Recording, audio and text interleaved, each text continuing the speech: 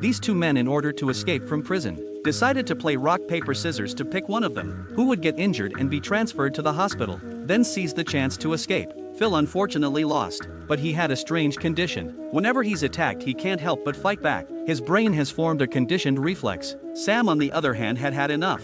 He was the one who won the game. So why was he the one getting hurt? Even though Phil kept saying he couldn't control his body, Sam believed he was doing it on purpose. The two started wrestling in a weird position. After about 10 minutes, they were both taken to the infirmary. Unfortunately, their injuries were too minor. They didn't even need a band-aid, let alone a hospital trip. But it wasn't a total loss. In the hallway outside the infirmary, they ran into the prison gang leader Cross, and Cross just happened to have a key item for escaping prison. Sam and Phil were actually British, but to avoid being discovered by MI6, they had to pretend to be Americans and sneak back into the UK. But they were used by the middleman Luke. Luke secretly planted rare items in their luggage, and they got caught red-handed by the FBI at the airport. The FBI promised to let them go if they gave up Luke's location, but the court-appointed defense lawyer turned out to be Luke's guy. He showed Sam and Phil a photo. It clearly showed the consequences of betrayal. However, if they completed a mission in prison, Luke would figure out a way to get them out. Between trusting the FBI or trusting Luke, Sam and Phil ultimately chose Luke. After all, the price of betraying Luke was too steep.